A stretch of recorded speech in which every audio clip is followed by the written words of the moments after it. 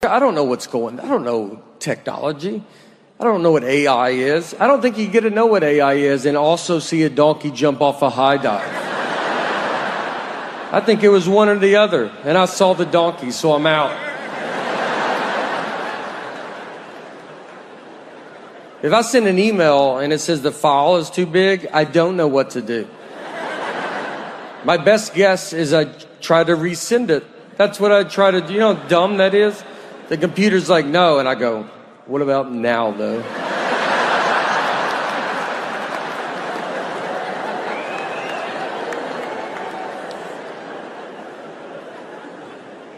What you have to do, you have to mail your birth certificate in. Some moms give their children their birth certificates. I've never received mine. I thought I was the proof of my birth. And you got to mail it in. I've never been a big mailing in guy. I've mailed maybe 4 letters my entire life. I've never done it. Stamps make me nervous because I don't know how many you're supposed to put on. Where they're going to be like, you should put one more on. And they changed the price of stamps. Not in the news, you know. You don't find that out on Twitter. You have to find out from old people. They're the only people that know. They keep up with it. They're like, stamps went up. You're like, okay. All right. Is it $100? Like, they're furious. They're like, is it $100 a stamp? It's 3 more pennies. Thank you. Thank you. Thank you, everybody. Unbelievable. So I'm Nate. Pretty lazy guy. I realized how lazy I was recently. I was watching a football game, and I was sitting on my couch, and I was going to get something to drink. Right when I get up to go, one team kicked off to the other team. Before I could get back, they ran a 100-yard kickoff return, and I missed it.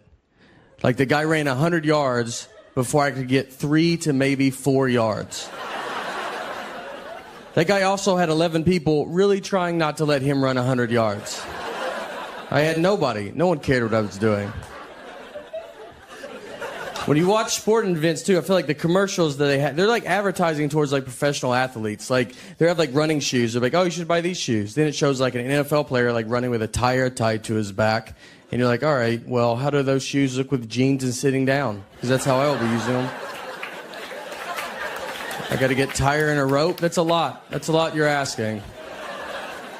Someone gave me an Under Armour shirt. Do you know those? It's like skin tight. It just shows the worst parts of your body. I look better without a shirt on than with that shirt on. Just brutal. You know, like in plastic surgery, how they draw like markers on you and stuff? Like, they should just put you in that shirt and be like, obviously you can see where we're going to go after the target areas. I always tell people I got to get back in shape, but I mean, I've never been in shape. So most people are like, if I can get back to my 20s, I would have to go back to 7. Like, if I could go back to when I was 7, I was killing it. For me, a good workout would be walking to McDonald's would be a great start. You know, maybe stand up and eat it, see if that does something. Instead, I ordered the P90X videos, thought I could do that. You know, never worked out a day in my life, so let's do what the Navy SEALs do. I did not do it. You know what made me order it? Like, you know, in the commercial, you know, they show like a before body and then an after body. I was like blown away by the before body. I thought that's what you get to look like. I was like, that guy looks great. Then I saw the after body and I was like, does the before body guy have a DVD? Because that guy looks more my speed, you know? Like, what did he do to get to that? And I'll just do that.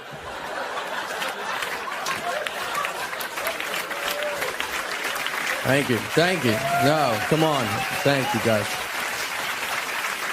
I signed up for a mixed martial arts class as well. Made it one day.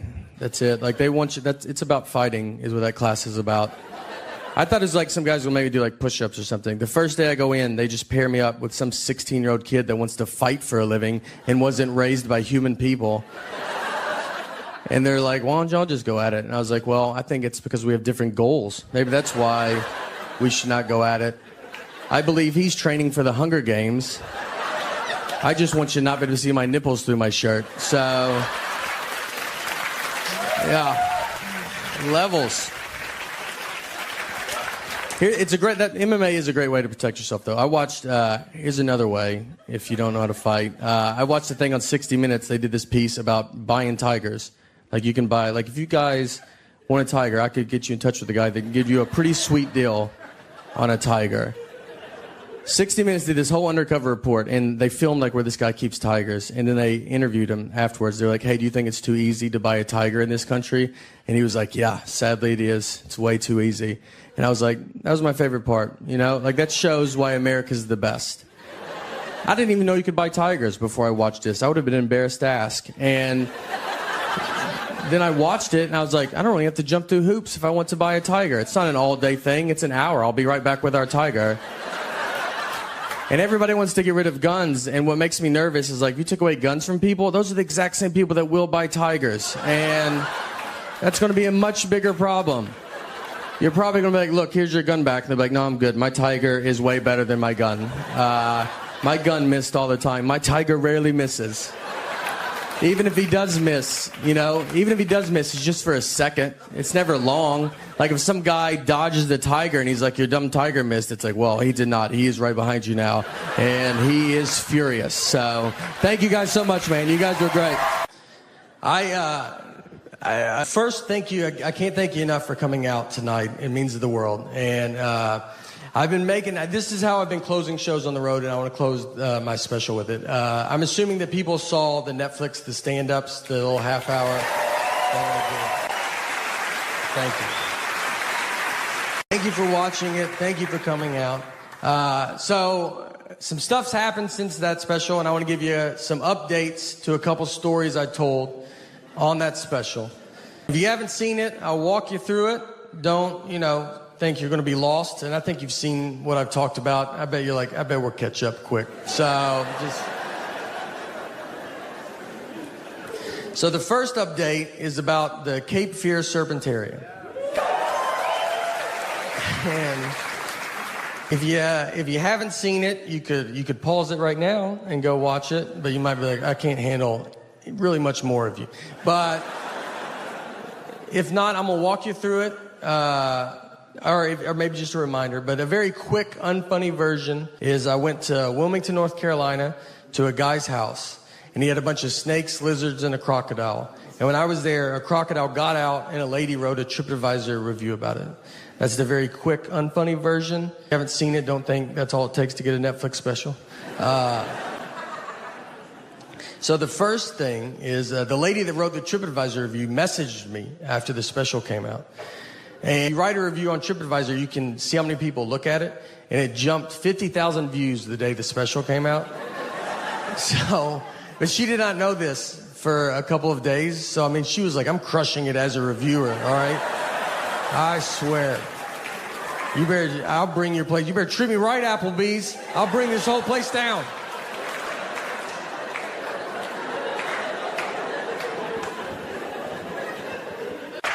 Thank you. Thank you very much. It is, yes, the draft is in Nashville. It's very exciting. I like it. I'm from here, if that matters. All right. I'm a big football fan, and I've realized how lazy I am by watching football. I was watching a game, and one team kicked off to the other team. Right, I got up to go get something to drink, and right when I got up, one team kicked off to the other team. And before I could get back, the guy ran a 100-yard kickoff return, and I missed it.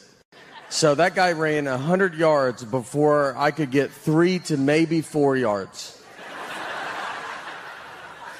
He also had 11 people really trying not to let him run 100 yards. I didn't even have an ottoman. It was wide open.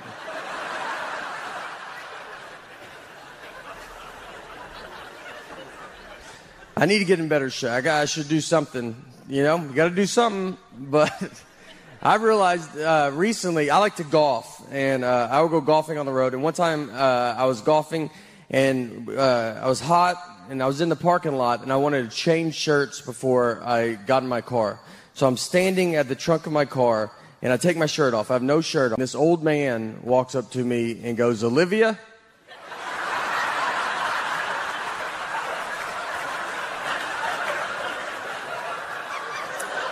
He was looking for his elderly wife and saw me with no shirt on at a car that he does not recognize. None of this is enough to not make him say it. He was like, "Olivia?"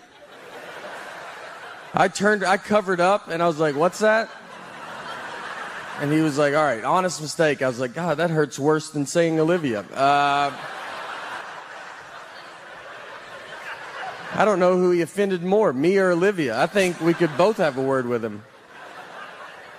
I'd love to meet her, though. I'll tell you that. I'd love to see her and be like, "All right, I get it." You know, like that was an honest mistake.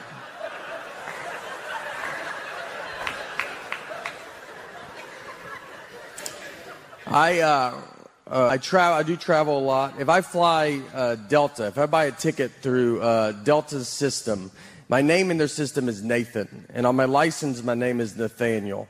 I do not remember making this decision, but it's a big deal. You can't just change it. I've tried. I've asked Delta, and they're like, "We can't." And you're like, "All right, I don't know where we go from here. You know, if you can't do, who can do it? Do you call a senator? Is that what senators don't know? How high do I have to go?" What do you have to do? You have to mail your birth certificate in. Some moms give their kids their birth certificates. I've never seen mine. I thought I was the proof of my birth.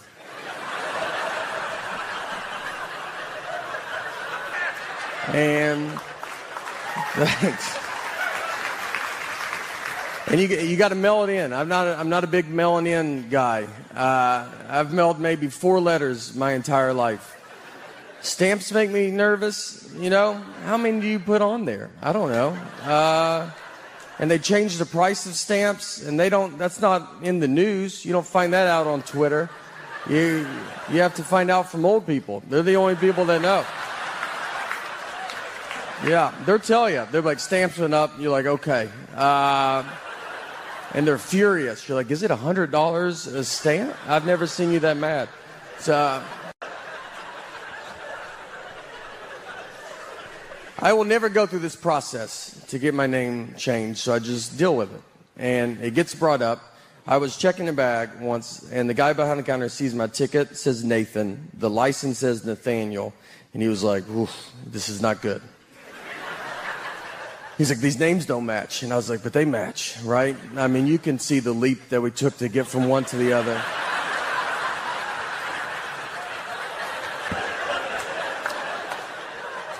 And he was like, "But they're not the same." I was like, "They're the same." And I mean, at this point, I was like, if this guy finds out people call me Nate, he's going to lose his mind. Like, he's going to call the police to be like, "There's a guy with 3 names trying to fight. Like, if you guys want to shoot him or something." So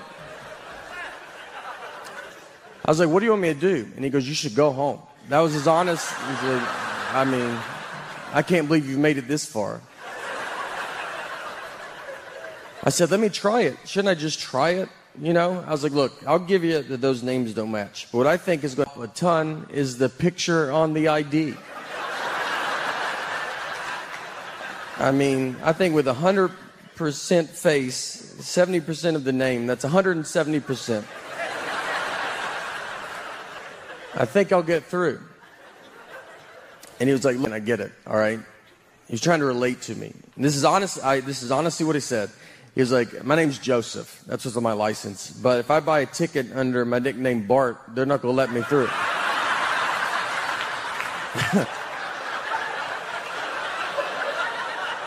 Those are 2 different names. I was like, don't act like we're the same.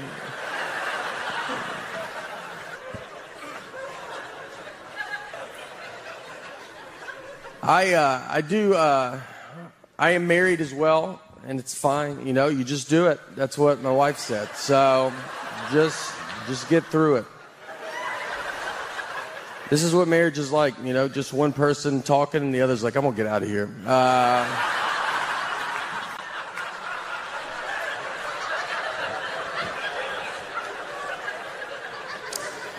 My wife always tells me that I don't like the way she talks. And it's not the sound of her voice. I like her voice. I think that'd be a big problem if I was like, it's your voice. I just hate it, you know? To go to couples therapy and be like, can you hear it right? Like, it's not fun. It's the information that she chooses to tell me at times. For instance, we took a trip to Fort Lauderdale, and her and our daughter are flying from here, Nashville, where we're from. And I was flying from Detroit. We're meeting at Fort Lauderdale's airport. I have to find them when they land. So I called her because I was about to take off, and I was like, all right, what time do you guys leave? And she goes, noon. And it's 11:30, and they're still at home. I was like, Laura, I don't know if you even know what an airport is. But if that plane was in our driveway, I don't think you could make it.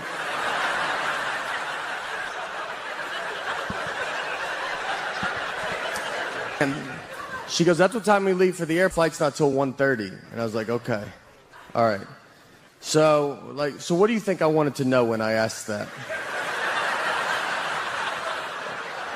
Is that what you thought the best information you could give me was a time that means nothing to nobody? What time did you go to bed last night? Just tell me that, and I'll just look up all the planes that land in Florida, and I'll guess which one I think you're on. She was like, I'm sorry I don't talk the way you want me to talk. I'm like, I want you to talk like a regular person, all right? I don't know if... We didn't talk in Florida, I'll tell you that. All right, thank you guys very much. I really appreciate it. I mean, I think what I saw growing up, I mean, we would go watch... My dad's a magician. So we would go watch my dad do magic at the Wilson County Fair, which county fairs are great. If you've never... They're still going around. I don't think the government knows about them, but I mean, we ride these rides that were on the interstate an hour ago.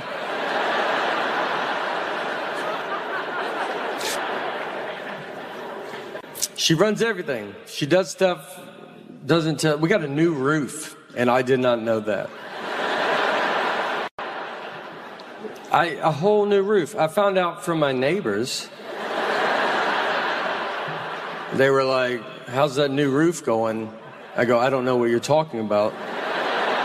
And they go, you didn't know you got a new roof? I go, no, I did not. And then I had to go get her. You gotta go talk to them about that new roof you didn't tell me about. I look like an idiot out there.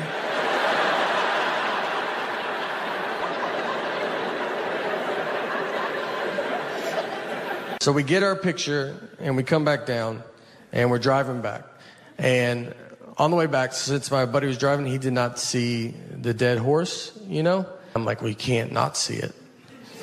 So it's just one road, and I was like, I'll just show you where it's at. So we're driving, and we get to it. I was like, it's right here. And I pointed, and the horse was standing up, doing unbelievable. One of the healthier horses that I've ever seen. So I learned that horses lay down to sleep. I did not know that. I don't know what I thought before that day. I don't know. That they lock their knees. That's why they have 4 knees. I don't know. That's what I would have probably argued with you about it. People put signs up that say, like, horses lay down, don't call 911, because people call the police. They drive by a horse laying down in some guy's yard, and they're like, y'all guys should go, like, deal with that. And they're like, some people knock on people's door. Hey, is your dad home? Your horse died outside. And I thought you should hear it from a stranger first.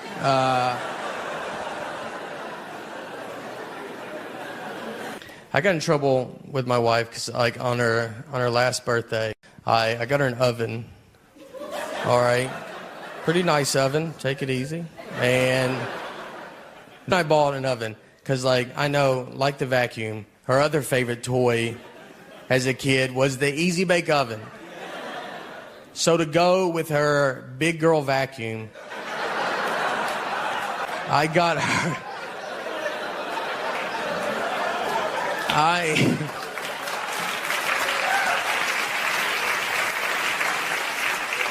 So to go with her big girl vacuum, I got her a, like, grown-up adult oven. Like, there was heart behind it. Like, that's not, you know, like, that's not impressive. If she came home and bought me a truck and it turned into a live robot, I would lose my mind. So I will never go through that process to get my name changed, so I just deal with it. And it gets brought up. Once I was checking a bag, and the guy behind the counter, he sees my ticket says Nathan, the license says Nathaniel. He was like, this is not good. He goes, these names don't match. And I was like, but they match, right? Like, you can see the leap that we took to get from one to the other.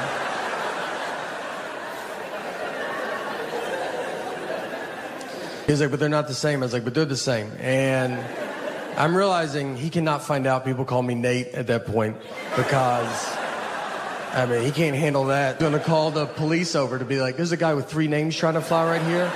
If you guys want to just shoot him from over there or something. So I was like, what do you want me to do? He goes, you should go home. That's all I got. He's like, I can't believe you've made it this far. I was like, let me just try it, you know? Shouldn't I try it? I said, look, I'll give you that those names don't match. But what I think is going to help a ton is the picture on the ID. Something that I've always loved that they did. And I think with 70% of that name matching and 100% face, 170%, I think I'll get through it. And this is what he told me. This is honestly what he said. He goes, look, man, I get it, all right? He's trying to relate to me. And he was like, my name's Joseph. That's what's on my license. So I can't buy a ticket under my nickname Bart. They're not going to let me through. He said it like, right? Like, do you know what, does that make sense? And I was like, that doesn't at all. Those are 2 different names, all right? You should be over there and you should be over here because that's how you're treating me. Like I'm a Joseph Bart. Made it through. And on that trip, I was going to Seattle. And if you've ever been to Seattle, Mount Rainier is near Seattle. That's what they call it that. And I don't know if that's true, just so y'all.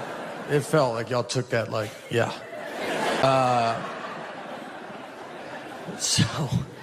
We were going out to Mount Rainier, and I was with a buddy of mine. And Mount Rainier is it's the 3rd biggest mountain in America. It's a good one to go to. I don't know who number 1 or number 2 is, but maybe one day it will be number 1, you know? Do mountains keep growing? I don't think we know that yet. It's a good time to see it. It doesn't have the attitude of a 1 or a 2. We take our trash out one of the days. I don't know the day, but it's a day. We do it. There is one day. I know we forgot to take it out a couple weeks ago. That stress could break up a family. All week was like, everybody eat out of your hands.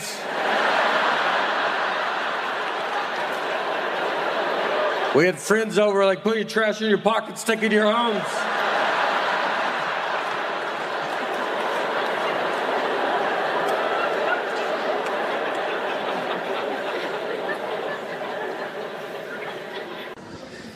I don't think things through. That's the message tonight, guys.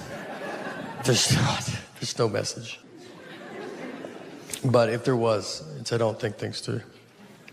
No. I'm a huge Vanderbilt fan.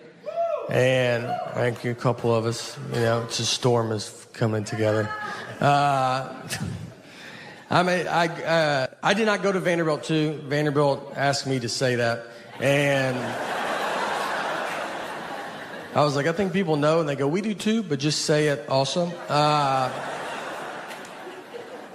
Vanderbilt went to their first bowl game in football in like 20 years, in 2008.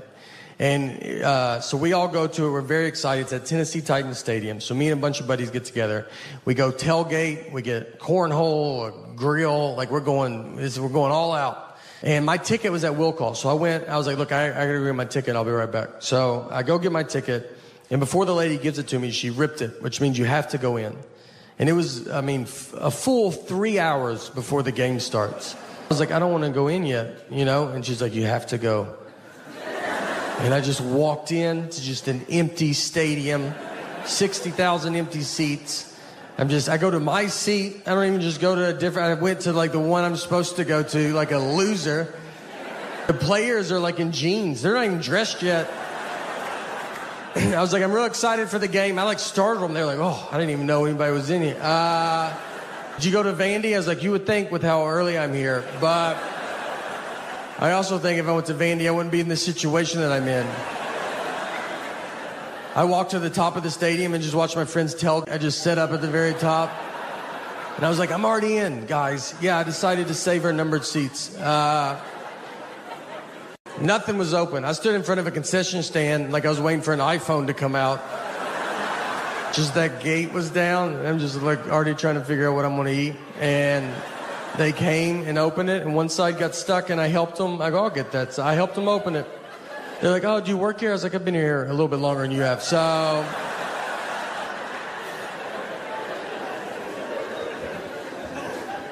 I took a typing class in 7th grade. That's how. And I thought it was a waste of my time.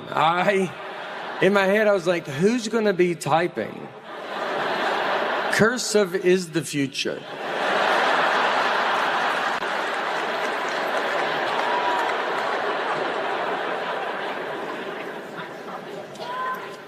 That's what I like, as the future. I don't know what's going on. I don't know technology. I don't know what AI is. I don't think you get to know what AI is and also see a donkey jump off a high dive. I think it was one or the other. And I saw the donkey, so I'm out. If I send an email and it says the file is too big, I don't know what to do. My best guess is I try to resend it. That's what I try to do. You know how dumb that is? The computer's like, no. And I go, what about now, though?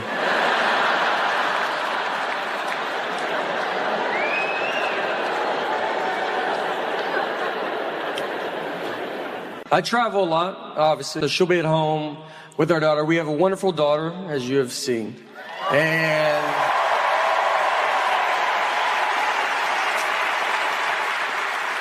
but I know it's hard because she's home. My wife has to be the mom and the dad and the good and the bad parent. And I come home and I'm super fun, or I'll mess up the routine. This is just stuff she tells me. And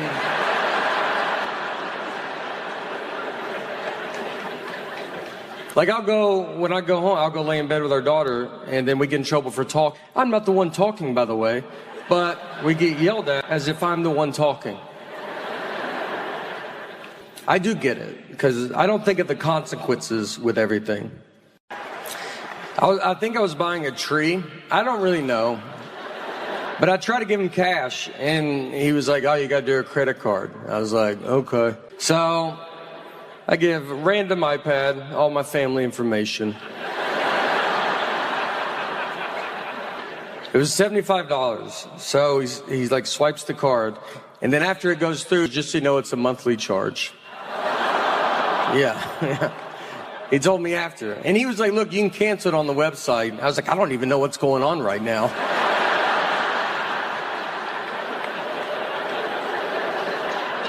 He goes, put your email down for the receipt. I was like, all right. And I just put my wife's email address down. Guess who's going to put a stop to this real fast?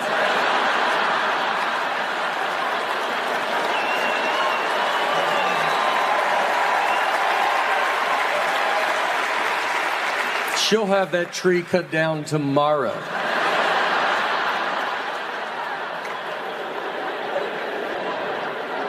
I called her, because I have to call her when I sign us up for stuff. And she answered the phone, just goes, I'm on it, hung up.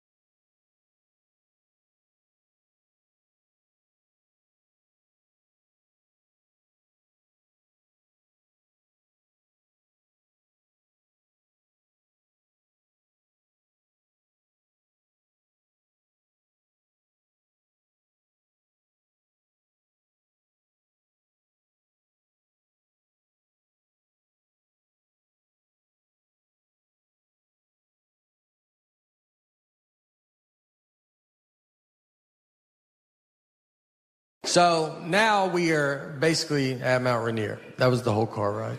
And if you ever go, just so you know, you have to pay to go up it. It's not a free mountain. Someone bought it, and they're charging tickets.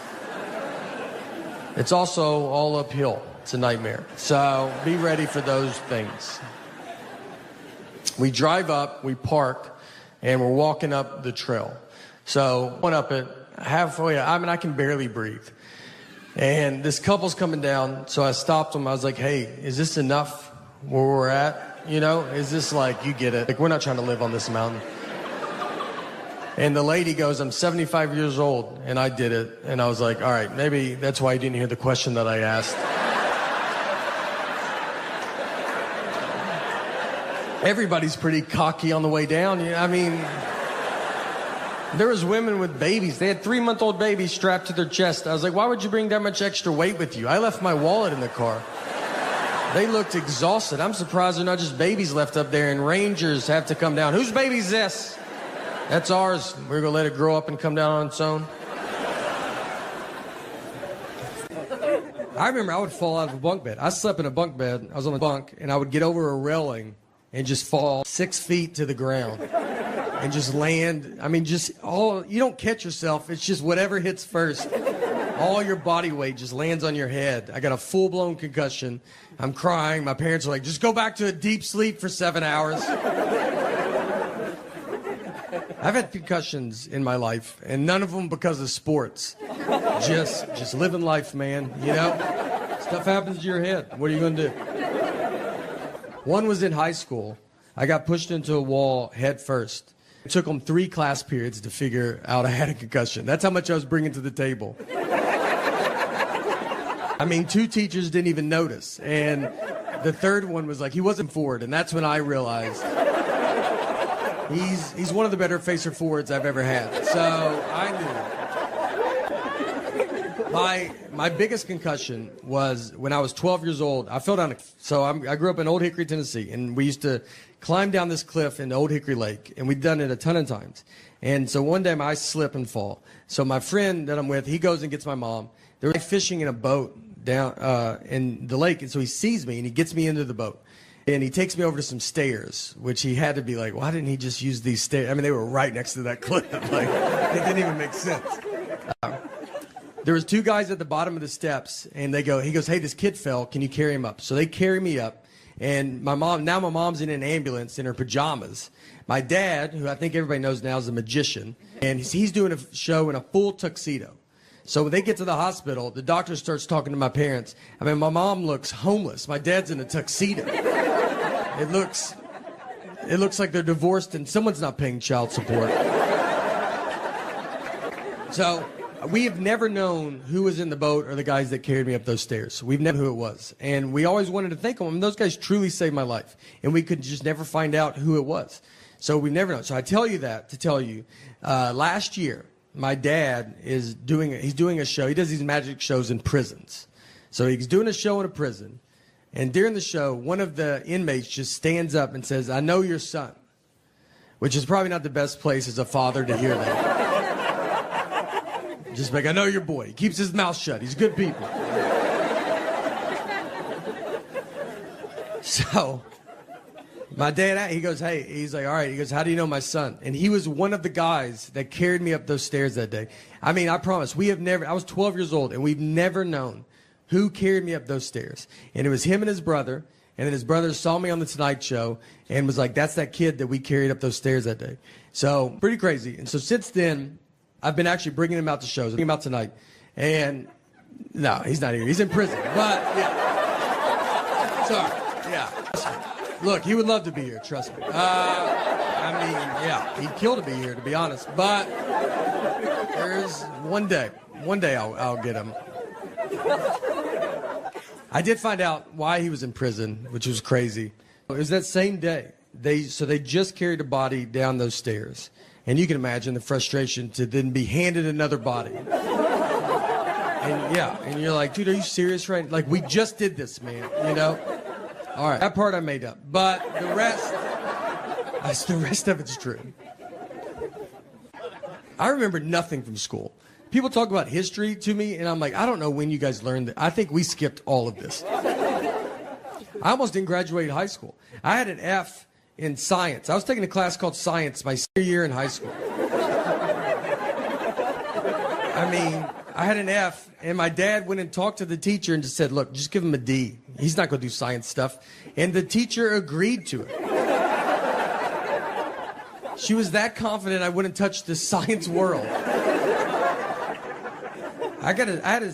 We took ACTs, and I got a 17 on it. And if you don't ACTs, I mean, 18 is, they're like, that's not good, man, but you made it. 17, they're like, are you enrolled in this school? Like, what are you doing? The only thing I remember is in 7th grade, we had a kid fist fight PE teacher. That stuck with me. I mean, he was too old to be in 7th grade. He drove to 7th grade.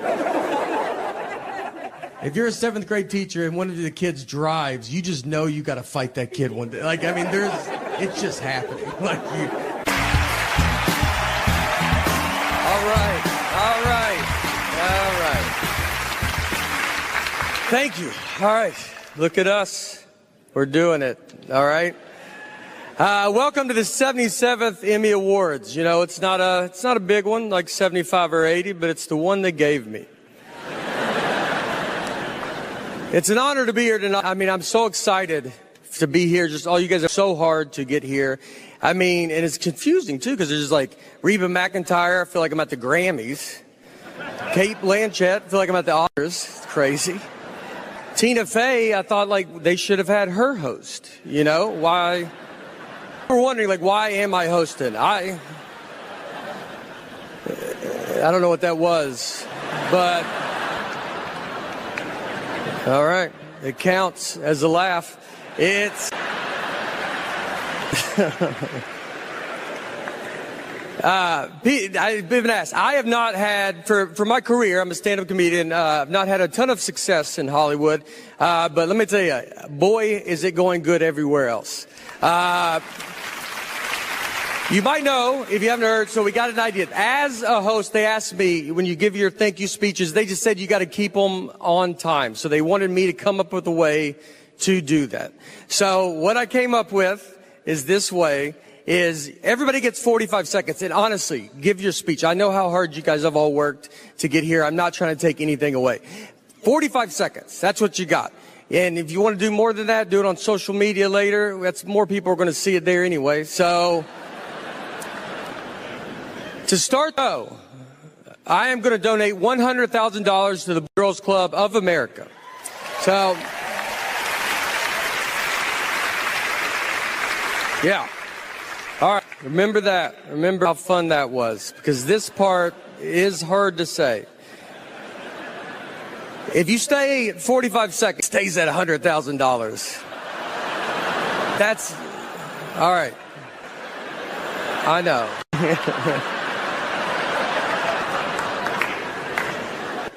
Every second you go on, or over, I'm sorry. Every second you go over 45 seconds, we will deduct $1,000 away from the boys and girls.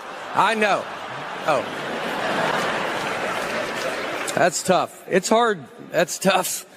It's cool. What are you going to do, though? You know, can't change it. This is a game I made up, and these are the rules. So, something. Look, if you go under, we will put $1,000 a second back on for the Boys and Girls Club of America. Relax. Let's have fun. All right. By the way, we want to see, we already got started. Seth, congrats. Glad he didn't even know about this at all. But what did Seth do? Was he over, under? Stayed to 40 under. No. All right. He under. Don't go crazy, though, because, like, I am paying. So don't, like, you go over a little, some go under. Do the right thing. All right. Well, now you know the rules. Those are it. So now that everybody knows, let's keep this show going. I don't read. Yeah. And I think that matters.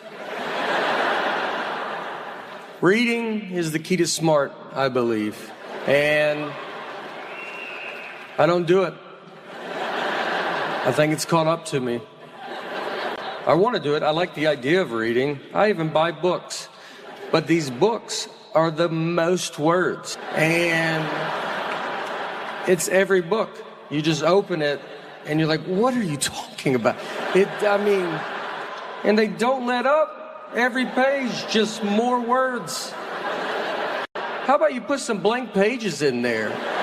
Why don't you let me get my head above water for 2 seconds?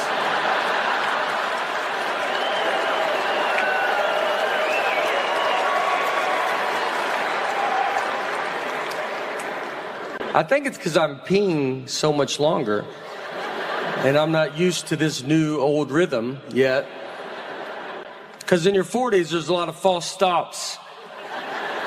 You learn pretty quick to be like, let's hang back, let's let traffic thin out a little bit. I watch young people come and go. I'm like, tell my family I'm okay.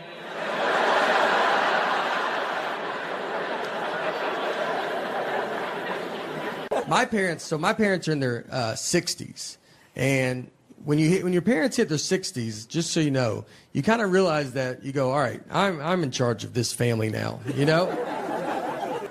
They don't give it up. They don't offer it away. They just start doing stuff that you're like, you know. We went to the store the other day, and we walked back to the car. We were in the store for an hour. We walked back. The driver's side door is wide open. He drove, opened the door to go inside, and just kept walking. He's been driving for 50 years. And I know cars are getting crazy, but one thing that stayed the same all these 50 years is you got to open and shut that front door. My dad wore my mom's pants to a funeral. That was the day that I was like, look, we can't listen to this guy no more, you know? We got to go get him. He doesn't know what's happening. It usually starts happening when you start doing the holidays at your house instead of your parents' house. That's when it starts happening. And so my parents, once we did that, they downsized into a 2-bedroom townhome. So they still want to do Thanksgiving at their house, but they don't have the room for us. There's like 20 of us. It's like a college kid being like, you want to do Christmas in my dorm room? There's a table for 4, and then they have to put a train of TV trays and nightstands that just weaves down this hallway. I mean, you're sitting on stairs. We made the kids go eat in the car. We just go back and they can't even eat inside. My mom didn't have ketchup. I was like, everybody just has ketchup. It just comes in houses. If I went to some alcoholic's house, he would have ketchup. His whole family would be gone. But I would say, do you have ketchup? He'd be like, I'm not that gone, man. Oh, me and my buddy, we rented a car. He's driving.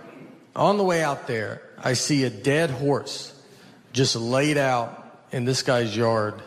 And I've never seen that before. And I was like, man, I bet you don't think about that when you buy a horse, it dying. You know, what do you do? That's a huge thing, dying in your yard. You can't just shoot it off into the woods with your foot and try to get another one that matches before the kids come home. You have to tell your wife to keep the kids away for a month. You got to Google how to move a dead horse. You got to probably try to get another horse to help you do it. And that's not easy. That's what the blinders were invented for. Because it's like, just look ahead. Don't worry about what's going on back. No, look. You got to get your friends to help you do it. And you can't spill the beans too quick on that. You think it's hard for them to help you move a couch? Try a dead horse. You got to lie to them. Like, we're getting a divorce. Just come over. Bring your truck and some gloves. And when they get there, let me tell you, they're going to see it, all right? Everybody saw it. It was next to the road. And they're going to pull into that driveway and just be like, I don't think they're getting a divorce at all. I think we're here to move that dead horse is what I think. Let's let him bring it up, all right? Make him ask. But I'll be shocked if we don't touch that dead horse today.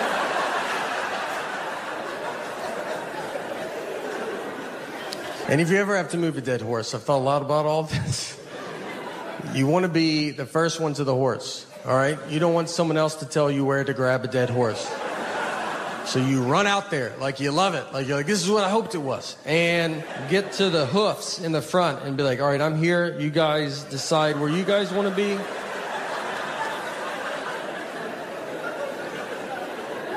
I don't know anything about history.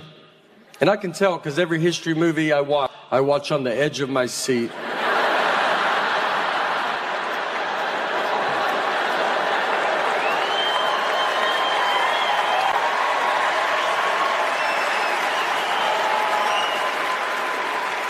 What is gonna happen? I watched Pearl Harbor. I was as surprised as they were, you know?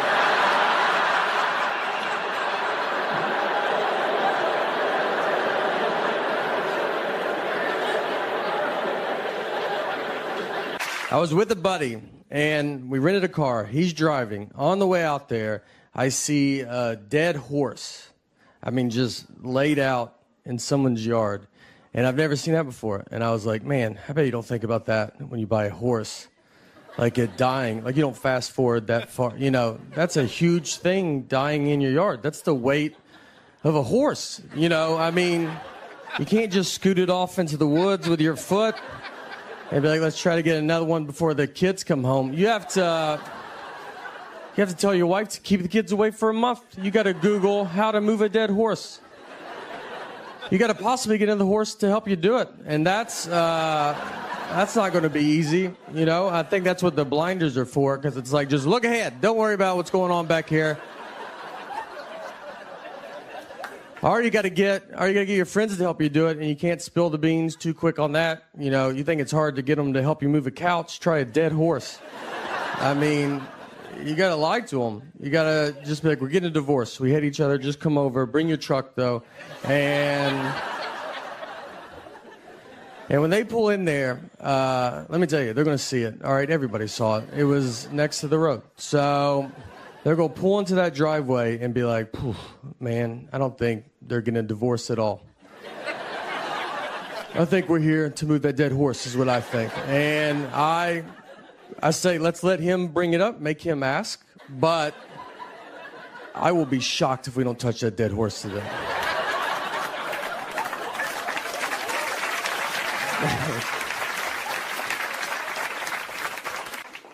And look, if you ever have to move a dead horse, I've clearly thought about it. And you want to be the first one to the horse. You don't want someone else to tell you where to grab a dead horse. So you just run out there like you love it, like it's the third one you've done that day. And get to the hoofs. Go ahead and start lifting and be like, you guys get where you guys got to get, some guys down there, and let's just get it over with. I was golfing recently. You get done, you know, you get very hot and sweaty, and I wanted to change shirts before I drove back. So I go to the trunk of my car and stayed in the parking lot. I take my shirt off. I have no shirt on, and this old man walks up to me and goes, Olivia?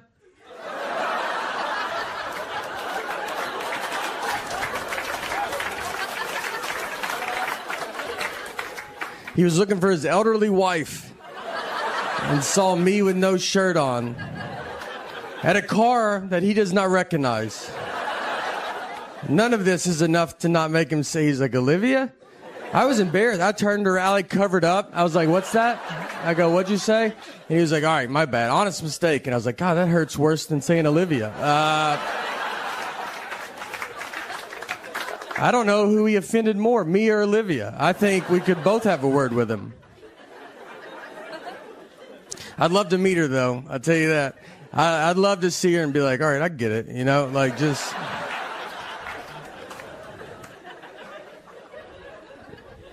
I'm married as well, and my wife always tells me that I don't like the way she talks, and it's not her voice. I like the sound of her voice. That'd be a big problem, I think, if it was like, it's your voice. I just hate it. To go to couples therapy and be like, can you hear it right? Like, it's not, you know, it's not fun. It's the information that she chooses to tell me at times. We took a trip to Fort Lauderdale, and her and our daughter are flying from Nashville, where we live, and I was flying from Detroit. We're meeting at Fort Lauderdale's airport. I have to find them when they land.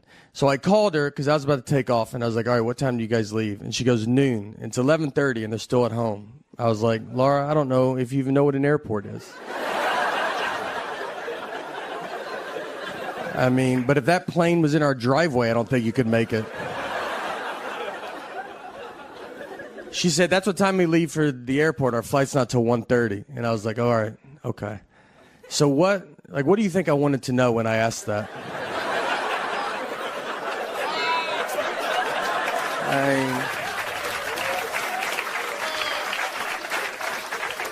Is that what you thought? The best information you could give me was a time that means nothing to nobody? What time did you go to bed last night? Just tell me that, and I'll just look up all the planes that land in Florida, and I'll guess which one I think you're on.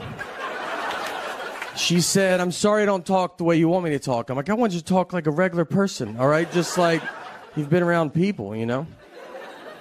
We didn't talk in Florida, I'll tell you that. When I was at the grocery store, I got caught like in this weird thing with this dude. So I was standing in line, and I was behind this guy, this white guy, and he pulled out the white race card.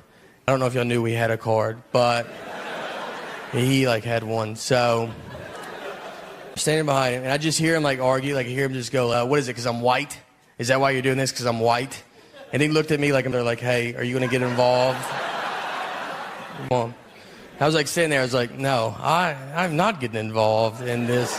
I'm not ready for something like this. I think you're the first guy ever to try this, to be honest with you. I'm not prepared at all. If you wanted me to help you should have pulled me aside earlier. You should have grabbed me look, I'm going to make history today. Do you want me a part of this or not? It's your call. We've been married 12 years, and our wedding, it was not good. This is not my fault. This was my mom and my wife planned the wedding, and they're both cheap. So they cut corners. If we hire someone to do something at our house, I promise he does not do that job full time. He'll be fixing our dishwasher, and we're like, do you paint houses? And he's like, yeah, I probably could paint houses, you know? His business card says, how hard could it be, right? Can't be that hard. We got married on Friday the 13th. Got a pretty sweet deal on that. They were wide open. We were like, what times are available? They go, every one of them, all 24. You can call us that day if you want. Her brother married us. That was free. The photographer was just a buddy of ours that had he just bought a new camera. So we were like, you want to do our wedding? Never done anything professionally, and it showed. His camera stopped working during it, and he started taking stuff out of it. That would be the problem. It's yeah, you know what? I bet they put too much stuff inside of it when they built it. You should yank some of those wires. That's not supposed to be in there like that. Our DJ was awful, and that's because we got my mom to hire the DJ. I don't know who thinks to ask someone in their 50s for DJ recommendations. No one ever is like, Mom, were you in with the local DJ scene by any chance? She hired someone older than her. He just had CDs, and this was when computers were doing real good.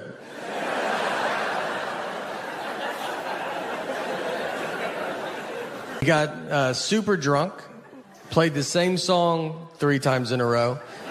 White Wedding, which he said was by Billy Joel. He only had one leg, seriously, and that's fine, you know, no one cares. Until he starts messing up, and then you're like, why does he have one leg?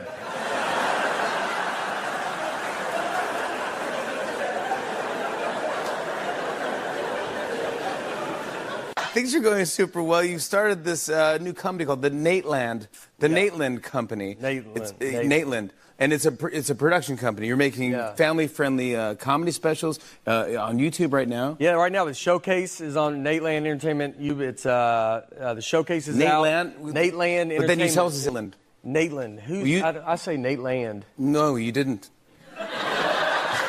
When? I think you said Nateland. I said Nateland, and you go Nateland. And I go, oh, was I saying it wrong? Well, that might be my accent. That shouldn't count as me mispronouncing. You should be able to read through and go, he doesn't even know what he's talking about. Like, that's... No, I just didn't know if I was saying it wrong. I want to make sure I'm saying it correctly. I don't think anything I say, you're probably said it right. I told you, I think you say our last name correct with Bargatze, and I think we say it wrong as a family. Bargatze. For years, I've been calling you Nate Bargatze. Yeah, and I just went with that because you were so big, it was easier just to... It's just easier to do whatever you choose. You go. I don't want to name you, though, but your name's Nate Bargatze. Mark Maron once called me Nick, and I was like, I'll just be Nick. Like, it was enough people that was Nick. I was like, I'll just go with whatever's out there. Thank you, everybody. It was unbelievable. All right, I don't know. I've done comedy for a while. I've done a lot of different shows. They're not, they're not as all exciting as the Tonight Show. I did one in a prison once, like in it, like all the way in it. Like we went to them. Like I didn't like meet them out, So we go in. Let's say you guys are the inmates.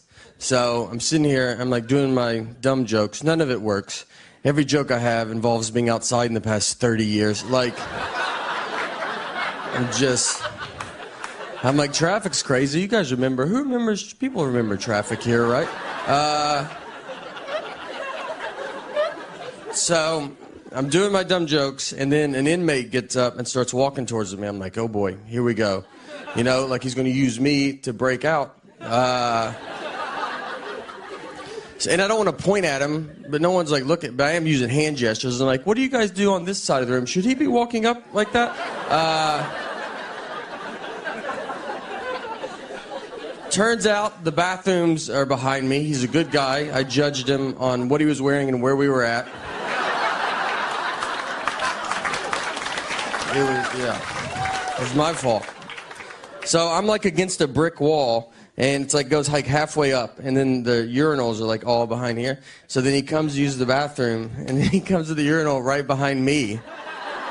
So then it's just me and him just looking at everybody, and he peed. He peed without even it was the most confidence I've ever seen in my entire life. I thought, whatever you think this guy did it, all right? That's not, an innocent man doesn't pee like that. That's a guilty, I'm not getting out. I took social media off my phone. I don't, it's too much. Like you walk around and just look at it all day. Facebook, they did a good job. It's a real good company. And Facebook's just too much. It's either everybody's best or worst days of their life. Like you're either like, I'm getting married or my house is on fire. No one's like, today's normal. Nothing happened. I have no strong opinions about anything. My wife gets mad because she was like, you don't like any of my photos on Facebook. And it's like, is this not enough? Like us just being married and living together? It's like... how much... And I did like it. When we took it, I said, I liked that photo. Like, I told you that. I'm in the photo. There's not much more than I can do in this photo's life.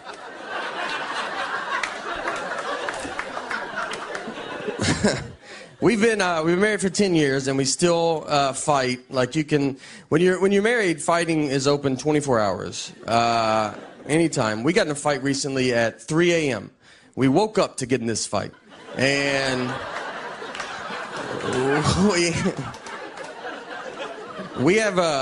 We live in Nashville, and we have a dog that freaks out when it thunders. So it was like thundering. So we have sedatives to give her because there's only so many times you can tell a dog it's just thunder before you're like, just take this. Hope this works. I'm not going to hold you through it, So I wake up. And I had asked my wife, I was like, hey, where are the sedatives at? And she was like, they're at the top of the cabinet. So I go get them. When I get them, I looked at the bottle, and the bottle said they were expired. So I had to wake her back up. And I was like, hey, these say they're expired. And she was like annoyed. She was like, they're not expired. Those are new pills in an old pill bottle. And I was like, all right, I should have thought of that. That's my fault.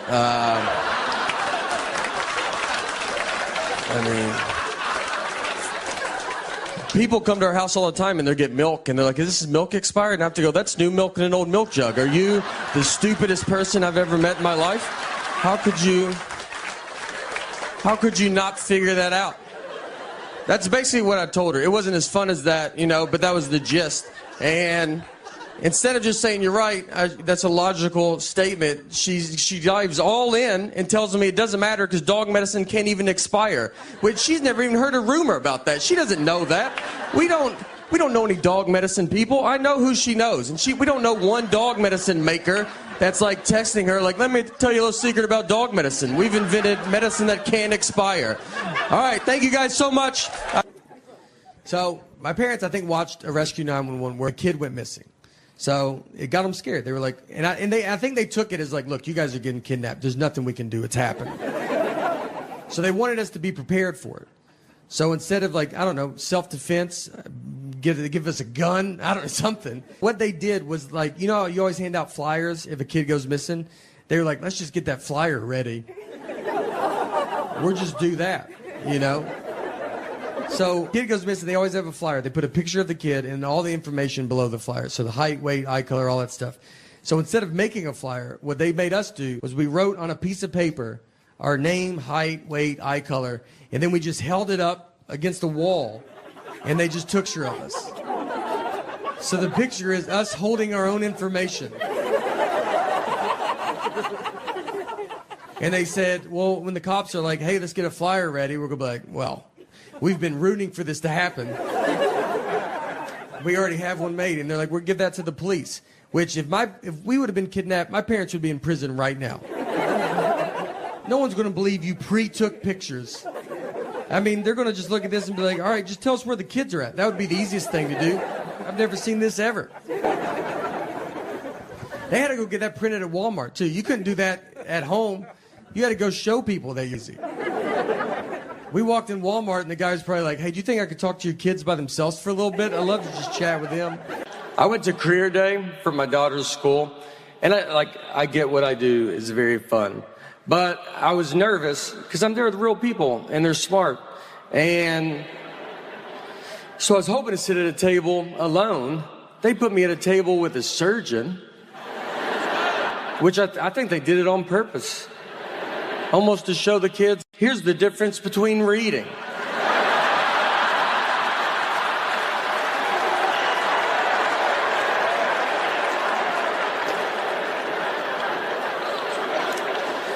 So the kids like come up, you know, and they're like, what subjects do you use for comedy? And I don't even know what the subjects they're taking.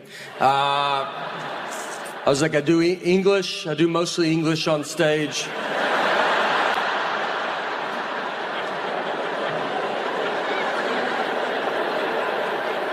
They asked him, how long did you go to school to be a surgeon? You know, and he's like 54 years or whatever. It's like And they asked me, they're like, how long to be a comedian? I was like, you're good now. So.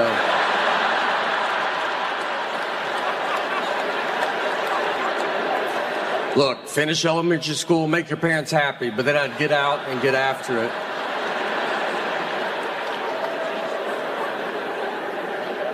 I went to a McDonald's drive-thru and my window did not roll down. That's the universe saying, give it a rest. And I fought through it. It's embarrassing because they can tell, because I had to pull, because I got to open my door. So it's going to hit the speaker, so I got to drive by it. So the car behind me is like, are you leaving? I'm like, my window don't roll down.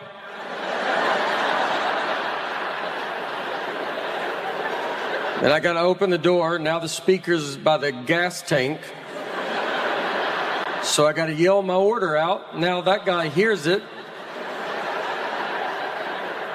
And then I look at McDonald's screen. Well, they got it all on the board. Just let the neighborhood know what I'm ordering.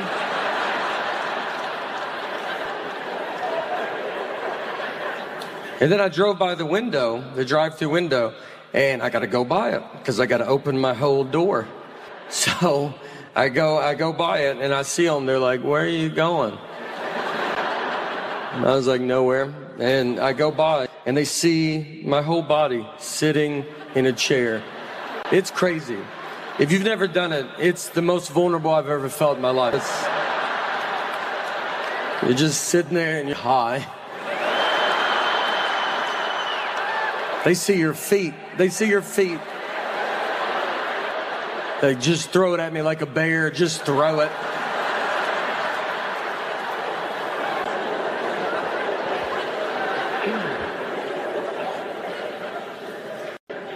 I had a hard time in school. When I barely graduated, got into a community college, barely got into a college they have to let everybody in.